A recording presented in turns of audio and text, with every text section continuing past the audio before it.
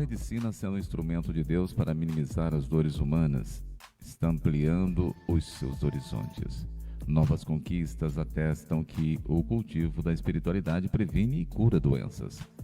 O passo seguinte será o diagnóstico das causas das enfermidades que se situam na intimidade da alma. Este livro trata exatamente da humanização da ciência, que se aproxima cada vez mais da medicina da espiritualidade com resultados altamente positivos. Dr. Galton, o construtor de futuros. Sidney Fernandes em sua nova obra. Vem aí!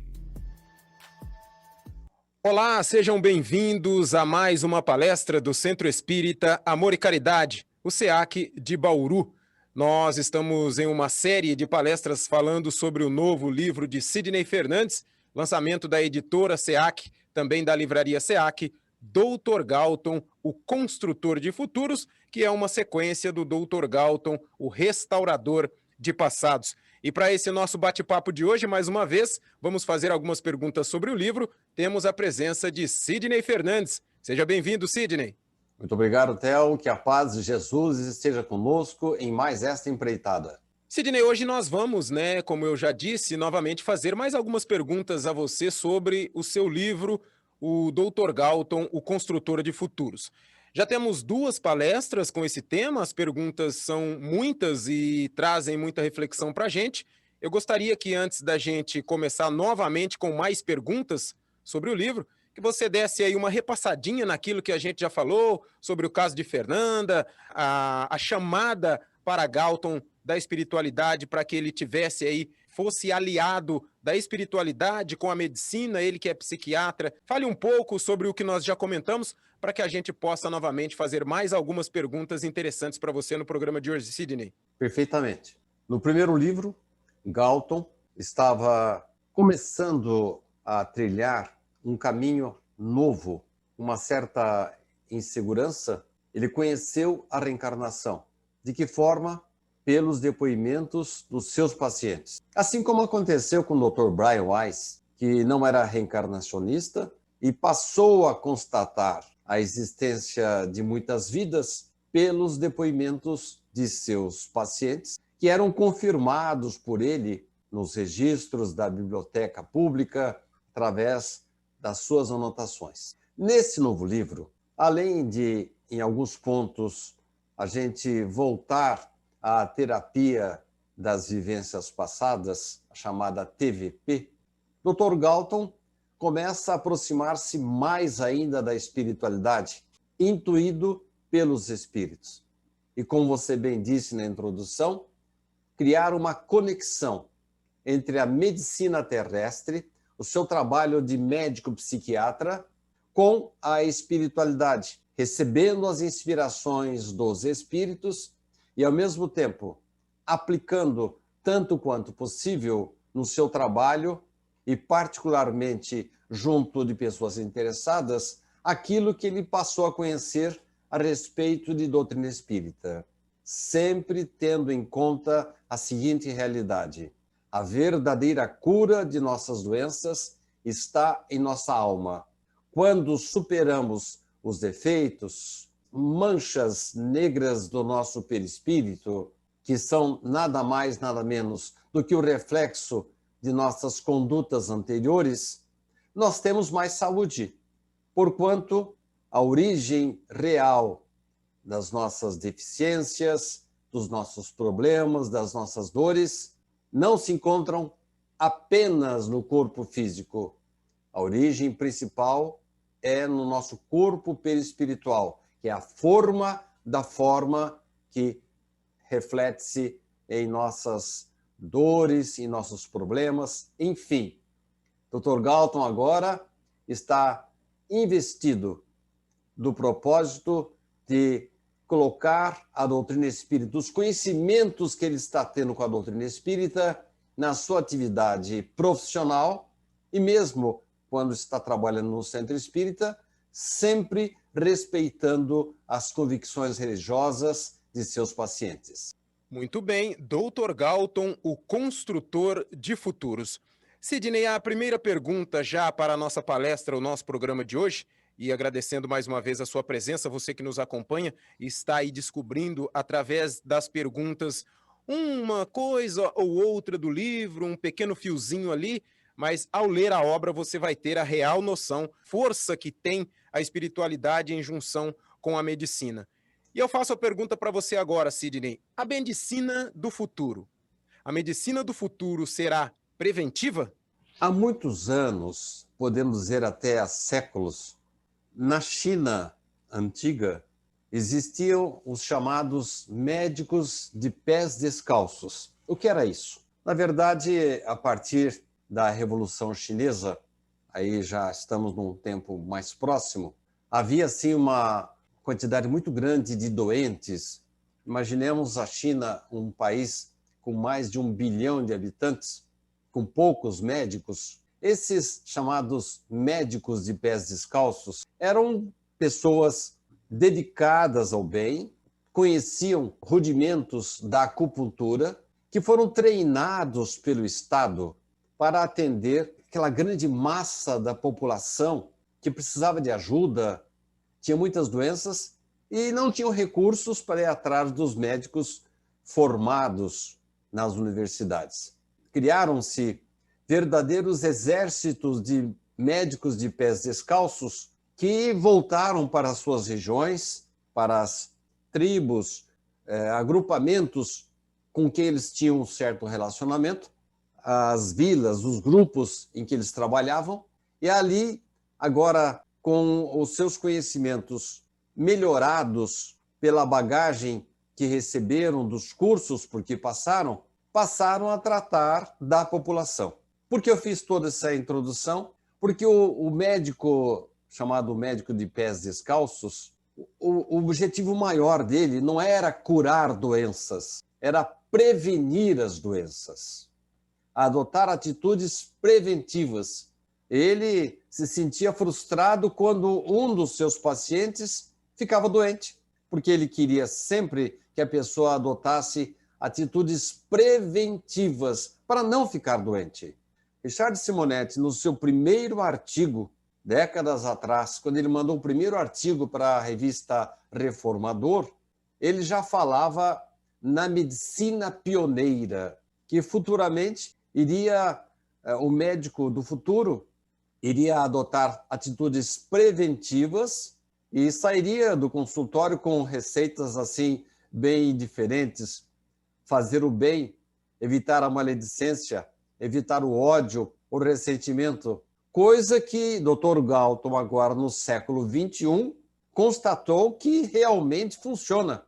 E ele está simplesmente retratando o que alguns congressos de medicina já passam a concluir. Isso mesmo. Sem falar em religião, os médicos, nesse caso específico, médicos cardiologistas, receberam a recomendação, não necessariamente de recomendar aos seus pacientes que tenham esta ou aquela religião, mas a recomendação da espiritualização.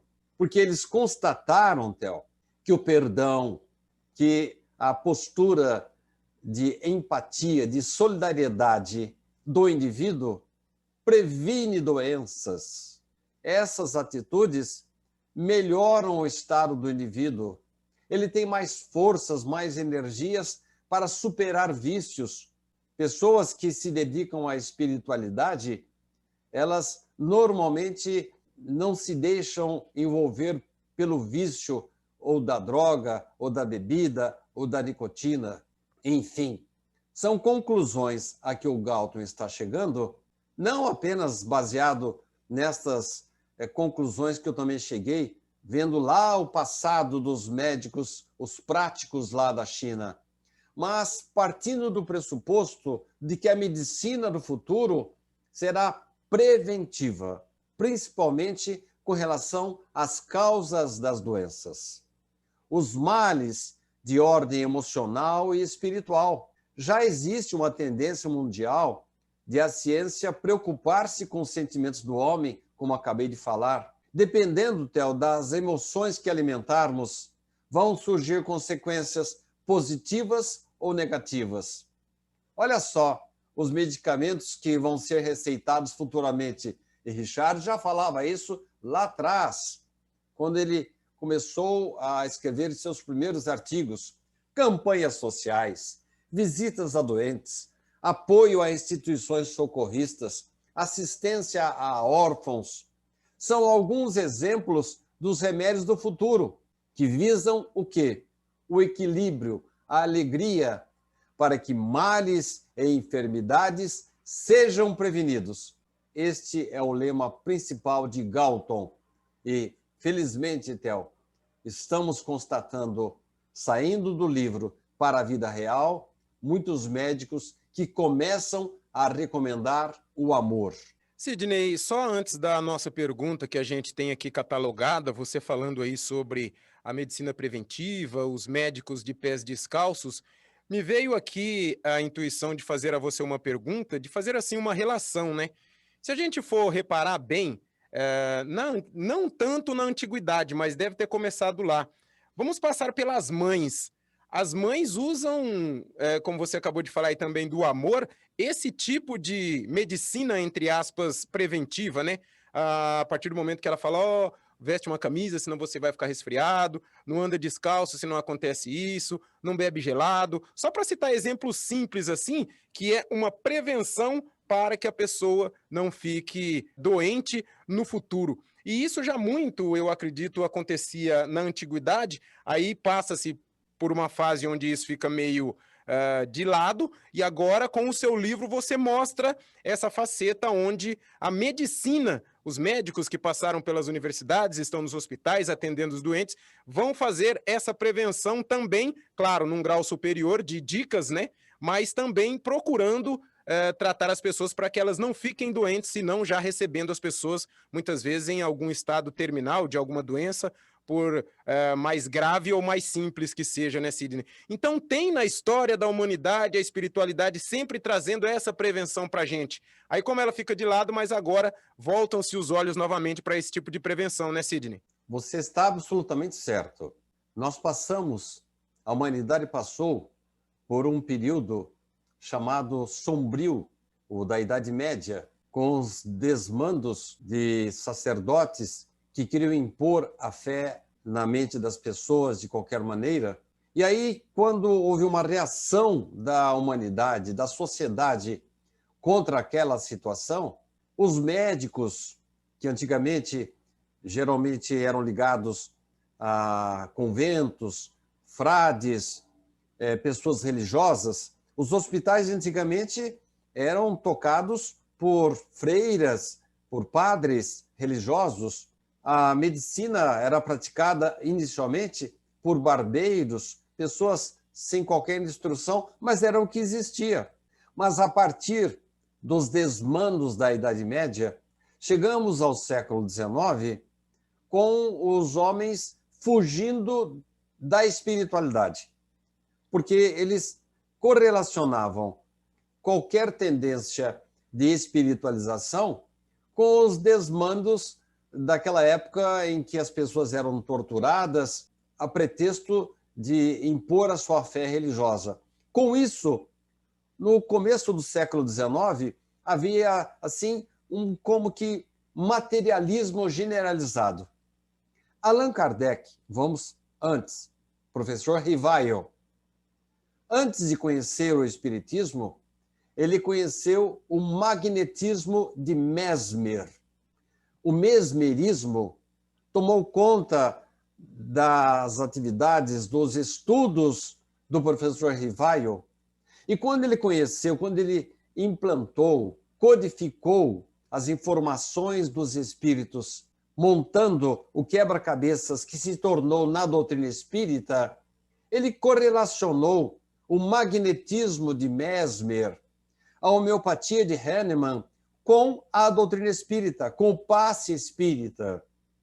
Ora, Theo, toda essa introdução para dizer que você tem absoluta razão ao constatar que um simples aleitamento materno já transmite para a criança os fluidos necessários, tanto do seu leite, em que no qual já contém os anticorpos da mãe que a amamenta, como quando a mãe está amamentando, acariciando, transmitindo um verdadeiro passe magnético na criança.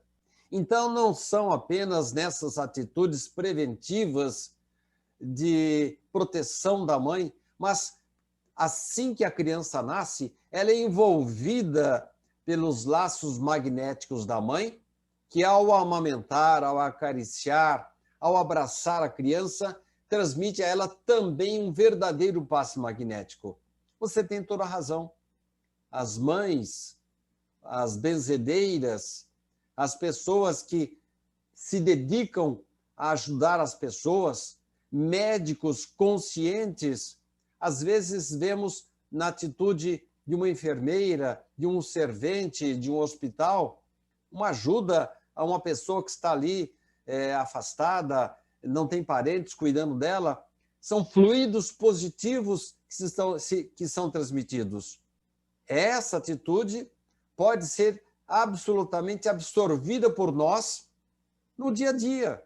Quando você cumprimenta uma pessoa, quando você sorri, quando você abraça, quando você dá um telefonema, quando você escreve um texto para animar o seu semelhante, o seu próximo, como no caso aí, eu espero que isso venha acontecer, com um novo livro despertando as pessoas para a espiritualidade, da qual a medicina durante um tempo se afastou e agora, felizmente, dela começa a se aproximar. Muito bem, Sidney. Voltando aqui à pergunta seguinte, ela tem mais ou menos uma relação com isso que você acabou de dizer. Pensamentos e emoções produzem alimento benéfico ou prejudicial para as nossas células, Sidney? Olha só, Theo, há uma pesquisa de uma americana, eu não sei se eu vou pronunciar o nome dela corretamente, mas ela se chama Candace Pert. Ela chegou à conclusão de que pensamentos e emoções produzem em nosso hipotálamo elementos químicos que vão alimentar nossas células de modo benéfico ou prejudicial. Olha só, uma constatação científica. A cientista acabou de constatar que pensamentos e emoções influenciam as nossas células, trazendo-nos a prevenção da doença ou a saúde, ou até a cura dos nossos males. Louvando a lucidez dessa respeitada neurocientista, Theo, nós não podemos deixar de registrar que o médico André Luiz, há mais de 70 anos, na sua obra Ação e Reação, por intermédio de Chico Xavier, já dizia claramente assim: da mente clareada pela razão, sede dos princípios superiores que governam a individualidade, partem as forças que asseguram o equilíbrio orgânico. Você percebe, Theo, que as constatações de uma neurocientista dos tempos atuais já foram previstas, já foram enunciadas pelo próprio espírito André Luiz, através de Chico Xavier, quando diz claramente: da mente partem as forças que asseguram o equilíbrio orgânico. Sidney, em muitos programas aqui, né, do SEAC, a gente sempre conversou, sempre debateu, tivemos sempre bastante perguntas também sobre isso no Pinga Fogo, sobre o perdão, a complicação que envolve muitas vezes as pessoas em perdoar determinadas situações. Mas isso, como a gente sempre discute aqui, isso passa também pelo entendimento, pela evolução do espírito e por tudo aquilo que já traz, talvez, essa relação com a pessoa ou o espírito a ser perdoado de outras vidas, né? Mas a pergunta é a seguinte: o perdão traz de volta a saúde, Sidney? Olha, Theo, quando a gente fala em perdão, tem que tomar muito cuidado, porque há atos assim condenáveis, escabrosos, que não é fácil de a gente superar, né? Quando o indivíduo agride um filho, uma filha sua, ou acaba com a sua vida, ou por ganância, acaba se apropriando dos seus bens. Não sei se você está lembrado daquele fato que eu descrevi no livro Sob a Luz que Liberta, em que um senhor feudal roubou a esposa, queimou a propriedade do indivíduo e matou o indivíduo, seu pai, acabou com a vida dele. Aí um dos espíritos que ali desencarna une-se na espiritualidade com outras vítimas daquele senhor feudal e volta para se vingar. Esse fato, Theo, não foi inventado por mim. Foi descrito por Richard Simonetti numa sessão aí no Centro Espírita Amor e Caridade, em que ele estava, o espírito, espumando de ódio, estava dizendo para as pessoas que tinha que acabar com aquele indivíduo. E o Richard, sem saber do caso, mas, meu irmão, você tem que perdoar. Está fazendo mal para você. Ah, é? Eu gostaria de saber, seu Richard, se alguém roubasse a sua esposa, acabasse com a sua propriedade, queimasse a sua propriedade, depois matasse você e seus filhos, o senhor ia estar aí com todo esse ânimo para o perdão. Eu acho que o senhor faria a mesma coisa que eu fiz, que eu estou fazendo agora, buscando justiça. Richard teve que concordar com... realmente, foi uma barbaridade o que esse indivíduo fez com você. Não lhe tiro a razão. Aí Richard falou para ele, agora eu quero perguntar uma coisa para você. Você tem visto a sua esposa? Não. Você tem visto os seus filhos? Não, nunca mais vi. E o seu pai, você tornou a reencontrar-se com ele? Também não. Então você vê. Tudo bem que você se julgue ali com muito entusiasmo para fazer justiça com as próprias mãos, mas isso não está prendendo apenas a sua vítima, está acorrentando você à sua vítima. Você o faz sofrer, mas você sofre por tabela. Então, Theo, o que nós estamos vendo aí são explicações lógicas que permitem a gente deduzir que a ciência está começando a chegar à explicação definitiva do porquê do perdão. Porque o perdão, em relação ao próximo e em relação a nós mesmos, representa, não é você aplaudir o gesto errado, infeliz do indivíduo, mas simplesmente é mudar de faixa vibratória. A proposta de aprendermos a perdoar, ela baseia-se, acima de tudo, no fato de que o perdão traz de volta o equilíbrio, a saúde, a paz, beneficiando aquele que perdoa com saúde, a saúde definitiva.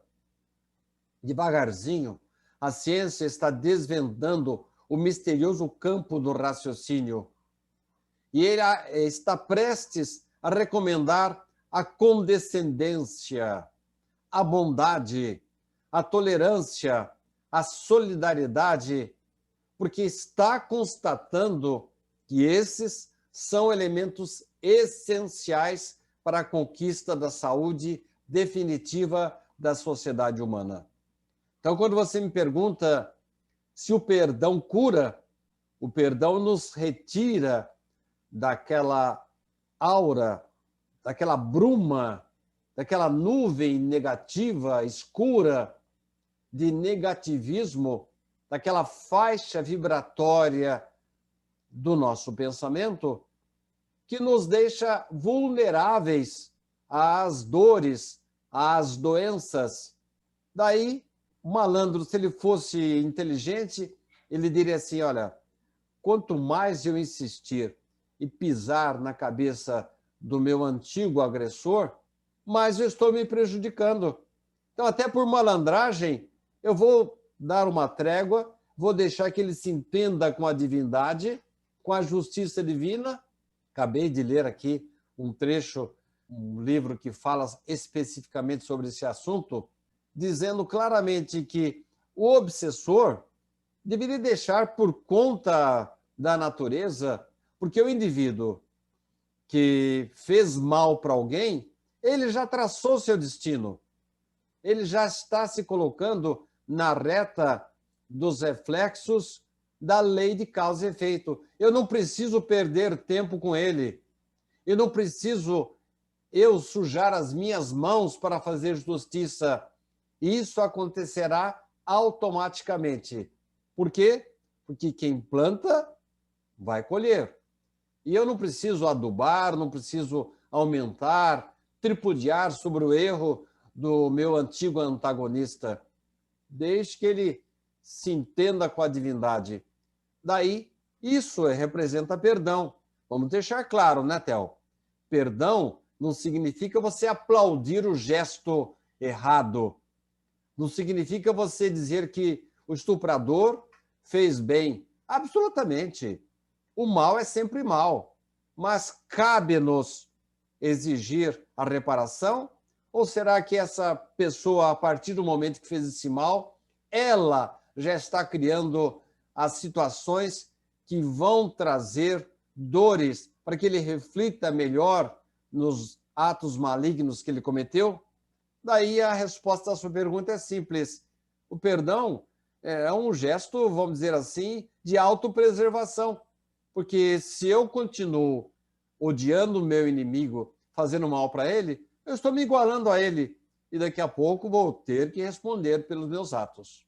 Sidney, até para a próxima pergunta, fazer aqui um desenho. Se a gente está andando de bicicleta, a pessoa que sabe andar de bicicleta, ela tem o que chamamos de equilíbrio, né? Então, por qualquer motivo, vamos supor um buraco no caminho, uma pedra, ou uma pessoa que passa de repente, se ela se desequilibra, ela já sai daquele normal ou tem que colocar o pé no chão, muitas vezes acontece até a queda. Desenhando isso, só para perguntar para você se as doenças são aí desequilíbrios emocionais e espirituais dos pacientes. Isso é desse jeito que a gente pode entender, Sidney? Olha, parece que você está aprendendo com as metáforas do nosso caro irmão Carlos Eduardo Luz. Realmente, se você está andando de bicicleta e passa por um buraco, passa por cima de uma pedra, a tendência é que você perca o equilíbrio e possa até se esborrachar no chão. As doenças são a queda, são as quedas. Tem alguma causa. Ou a pedra na sua bicicleta, ou o buraco que você passou, ou então o esbarrão de um veículo que toca no seu veículo, são as causas. As doenças, Theo, nada mais são do que o reflexo dos desequilíbrios emocionais e espirituais do enfermo. Mas espera aí, eu estou vendo tanta gente boa morrendo aí em virtude do vírus da Covid, pessoas dedicadas, médicos. Eu posso dizer que ele esteja com desequilíbrios emocionais e espirituais a ponto de ficar, vamos dizer assim, submetido, vulnerável à atuação do vírus? Na atitude atual, provavelmente não. Mas a gente não conhece o nosso passado, né, Theo? Não conhece lá os buracos que nós criamos, as pedras que colocamos no caminho, e agora elas surgem no caminho que estamos passando, na trilha da nossa bicicleta. Então, nesse diapasão, Theo, nós podemos dizer que as enfermidades podem, sim, ser oriundas de lesões patológicas. Então, o indivíduo que nasce com um câncer, ele vai ter ali uma hemorragia, vai ter metástases que vai obrigar a submeter-se à radioterapia, à quimioterapia. Sim, a causa está ali, o tumor. E qual que é a causa do tumor? A causa da lesão patológica que provocou esses efeitos. São casos inexplicados pela ciência. O indivíduo já nasce com aquela causa que vai lhe trazer transtorno durante toda a vida e às vezes ele morre em pouco tempo. Por quê? Uma criança nasce com tumor, com cirrose, são casos inexplicados pela ciência. E há casos, Theo, em que o indivíduo está com perfeito estado fisiológico, não tem aparentemente qualquer causa física e mesmo assim sofre, tem doenças. Aí voltamos à velha conclusão de que lá no passado nós criamos as pedras, os buracos e agora o nosso veículo passa por cima dessas pedras, faz com que percamos o equilíbrio e quando perdemos o equilíbrio podemos cair. Podemos ser vítimas, sim, das doenças que aparentemente não têm uma causa nesta vida. Mas se não acharmos nesta vida, temos que procurar as origens das enfermidades em situações anteriores. A falta de equilíbrio, sim, provoca doenças. Sidney, a gente já falou anteriormente aqui sobre o sentimento, né? Não, pensamentos e emoções, sobre eles terem alguma relação com a nossa saúde. Agora a gente vem nos sentimentos, Sidney. Aí eu pergunto para você, os sentimentos podem influenciar a nossa saúde? Tanto para bem, para mal? Como que você enxerga isso? Que resposta você daria para nós, Sidney? A ciência já está concluindo, Theo, que os efeitos da tiroxina, da adrenalina, têm uma influência importante em nosso trabalho circulatório, dos nossos nervos, dos músculos. São secreções internas do nosso organismo. Mas há outras glândulas de secreção interna que podem produzir tanto recursos positivos como negativos. Vão decidir se vamos ter saúde ou enfermidade, equilíbrio ou desequilíbrio. Tudo depende do comando mental que venhamos a emitir.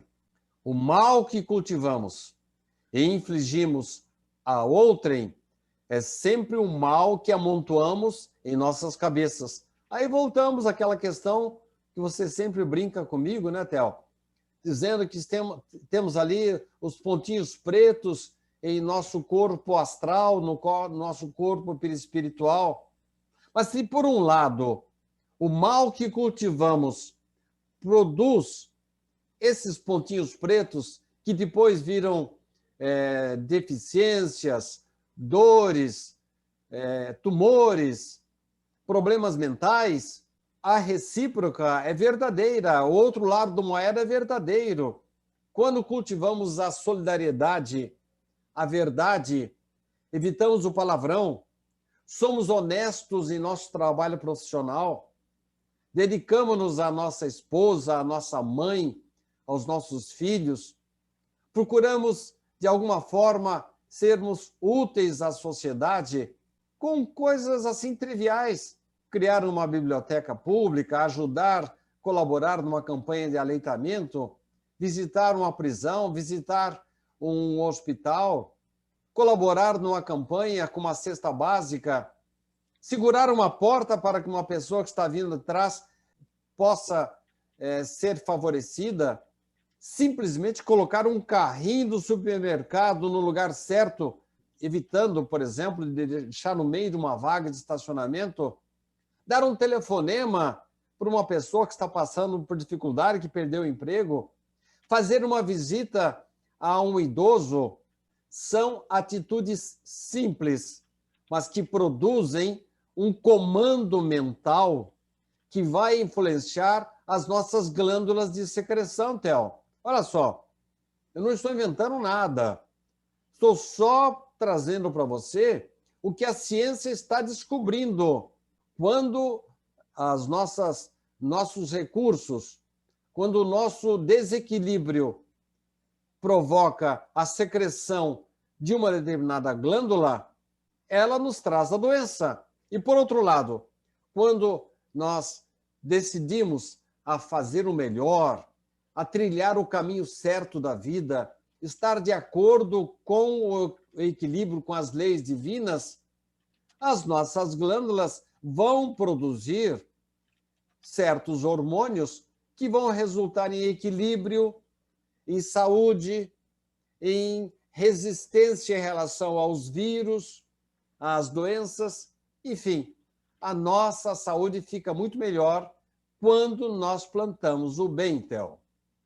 Tá certo, Sidney. E você respondendo aí, eu já prestando atenção nessa pergunta que a gente vai fazer agora, muitas vezes quando acontece alguma coisa a uma pessoa, ou alguém da família, ou alguém querido, as pessoas, as pessoas só sabem de dizer, ah, porque Deus fez isso comigo?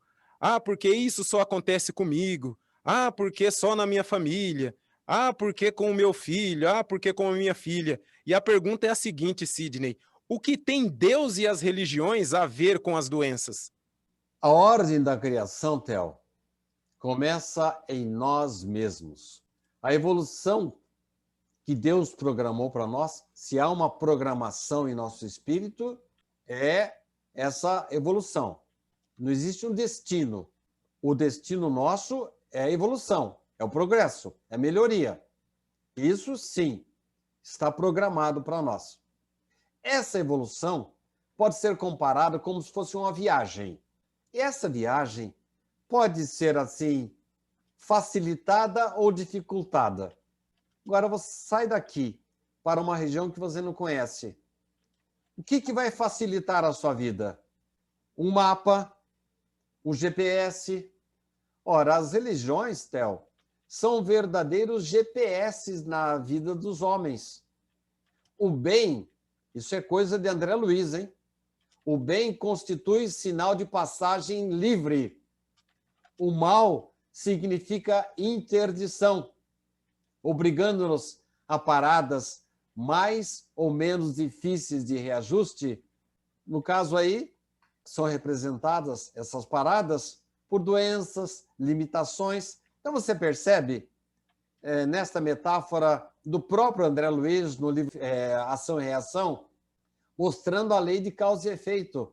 A partir do momento que eu sigo o GPS da minha religião, da minha espiritualização, eu me afasto do mal, porque o mal significa interdição e o bem significa o sinal verde para evitarmos doenças ou limitações. Estamos falando do livro Dr. Galton, O Construtor de Futuros. E você vai falando aí, né, Sidney? As ideias vão vindo e eu vou já anotando aqui para, se alguma coisa não fuja do meu pensamento na hora de fazer a próxima pergunta para você. Mesmo a pergunta já estando escrita aqui, a gente tem algumas outras ideias que a gente consegue colocar dentro da pergunta que a gente faz para você.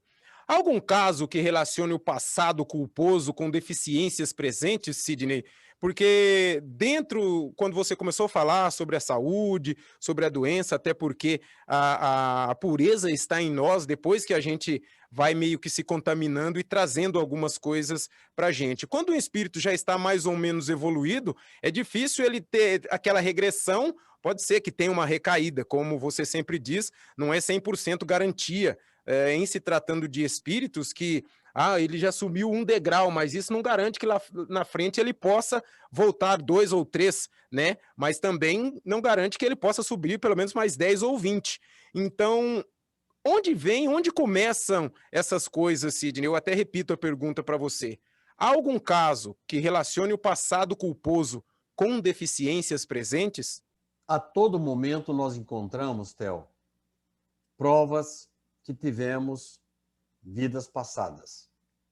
E muitas pessoas, nessas pessoas eu me incluo, nascem já com providências retificantes. O que é isso?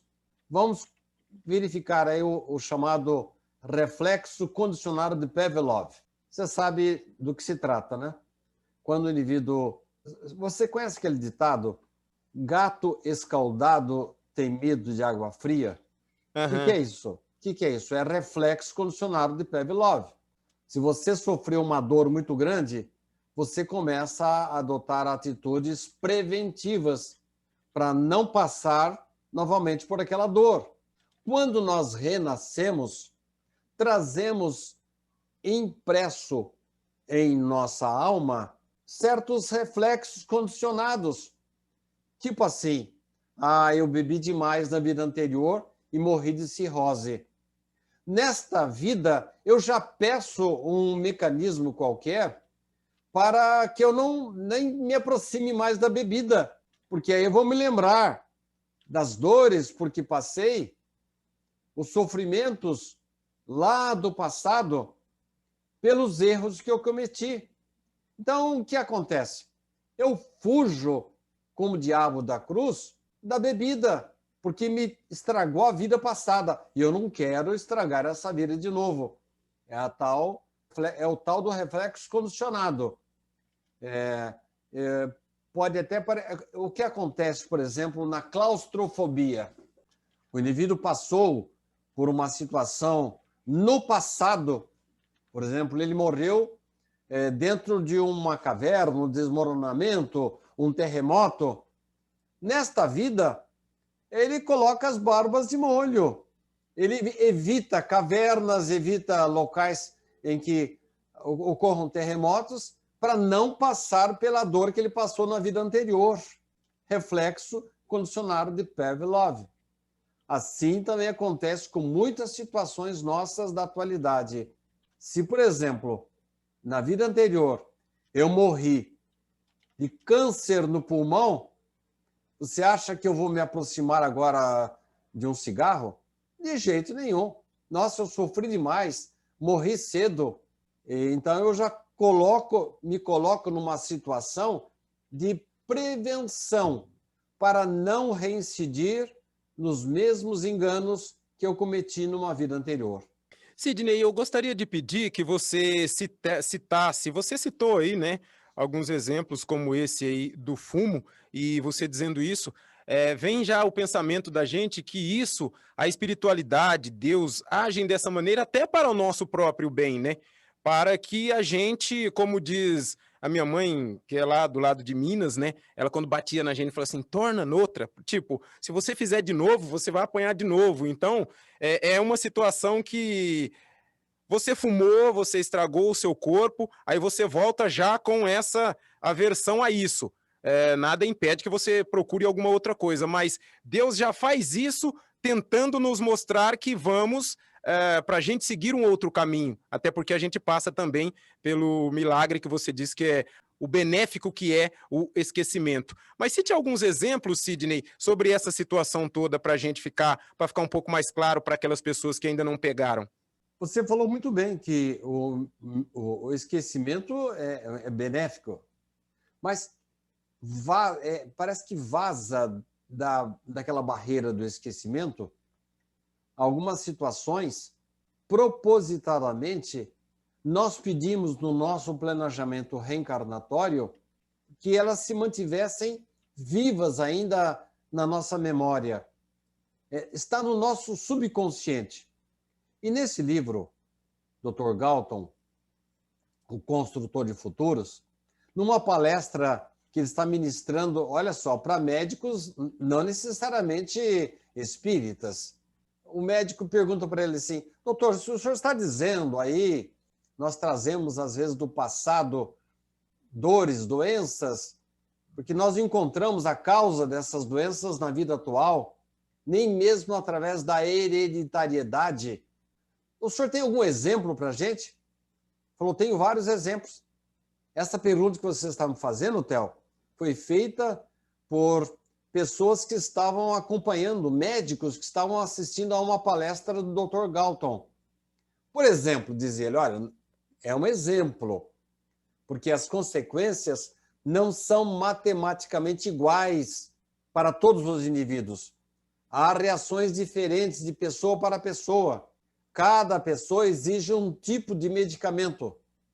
Mas, em linhas gerais, quando um dos meus pacientes, agora ele vai usar um linguajar mais técnico, mais científico, mais ligado à medicina.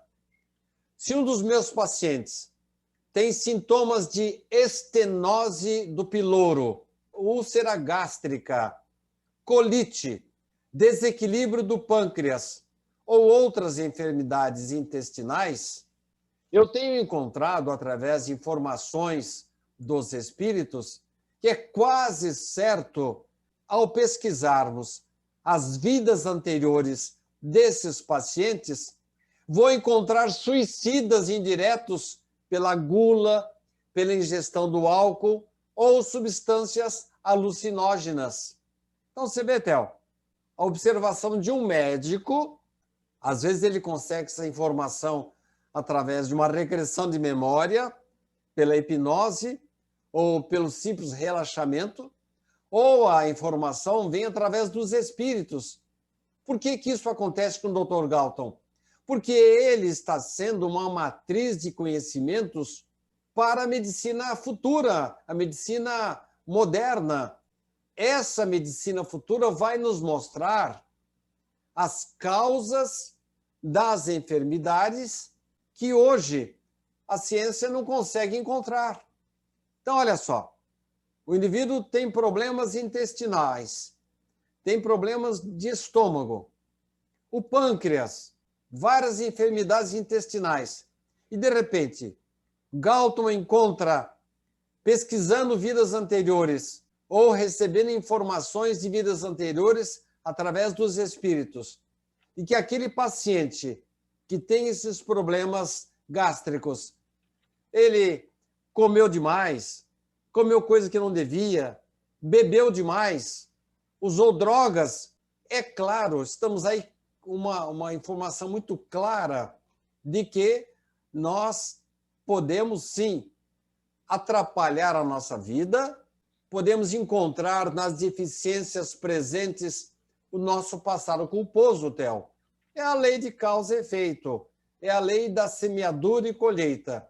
Se eu desrespeito o meu organismo, se eu faço mal para mim mesmo ou para o semelhante, eu estou, como diria a minha avó, arranjando sarna para me coçar. Sidney, você falou aí sobre os suicidas, né? E até em vários programas que eu já fiz com você, recentemente com o Jorge, também conversando com o César Moron, a gente sempre procura, já fiz várias perguntas para o Richard Simonetti, o Francisco Amorim, o seu Mauro.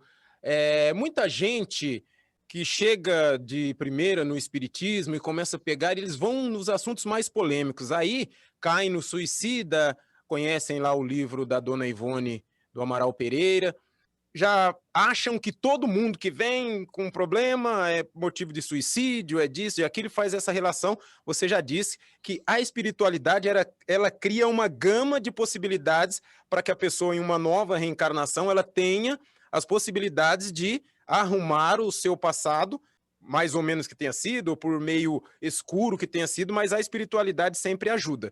E a gente faz essa pergunta agora até para tirar um pouco de todo essa névoa que fica nessa situação, principalmente em se tratando de suicidas e de pessoas que nascem com problemas, Sidney. Aí vem a pergunta: todos os suicidas renascem com deficiências?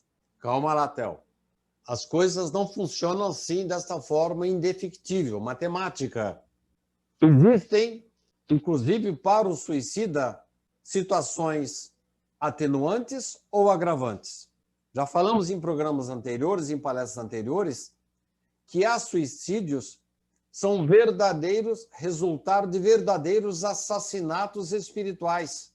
Indivíduos que não perdoam, vítimas, situações de vidas anteriores, voltam para se vingar e fazem um cerco de tal forma no seu antigo verdugo que ele acaba se matando num verdadeiro trabalho de assassinato da espiritualidade. Quando o indivíduo passa pela obsessão no seu grau mais alto, que é a subjugação, ele pode morrer, mas foi ele que se matou, sim, mas levado pelo desequilíbrio, quando o espírito praticamente toma os seus controles a ponto de o indivíduo ter assim, uma participação muito pequena no seu próprio suicídio. Então, existem situações em que há atenuantes para o suicídio. Então, não podemos dizer que o indivíduo suicidou-se numa vida anterior, que automaticamente ele vai ter este tipo ou tal tipo de deficiência. Tudo depende do seu comportamento, das pressões às quais ele ficou submetido. Richard fala, por exemplo, de indivíduos que estavam lá no alto daquele edifício Joelma, que começaram a se atirar. Em dado momento, quando o indivíduo está sob intenso fogo, a sua pele começa a derreter, vira um inferno. Ele pula daquela altura para livrar-se daquela dor insuportável. Você pode considerar um indivíduo desse como suicida? Então, tudo bem que há sempre uma responsabilidade. O indivíduo plantou para colher aquilo. Mas não podemos dizer que todo mundo que suicidou-se venha com consequências funestas, semelhantes ao de um suicídio voluntário. Olha só, os espíritos até diferenciam, há pouco tempo eu vi isso, diferenciam quando o indivíduo, por exemplo, se mata por uma questão financeira, ou então se mata por uma questão amorosa. Eles já diferenciam. Imagine quando o indivíduo está subjugado por um espírito que está tentando se vingar dele. Agora, há sim casos em que pacientes se queixam de deficiências auditivas, visuais, e aí, André Luiz, correlaciona, repito, alguns casos pontuais, não é matemático, há uma correlação com a criminalidade da calúnia e da maledicência.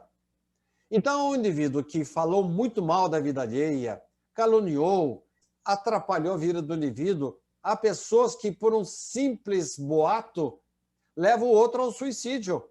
Ele tem responsabilidade. E, às vezes, o indivíduo fala, falei só por falar. Mas acabou com a vida do indivíduo. Submeteu a execração pública. O indivíduo passou a ter vergonha de encarar as outras pessoas por causa daquela maledicência, por causa daquela calúnia.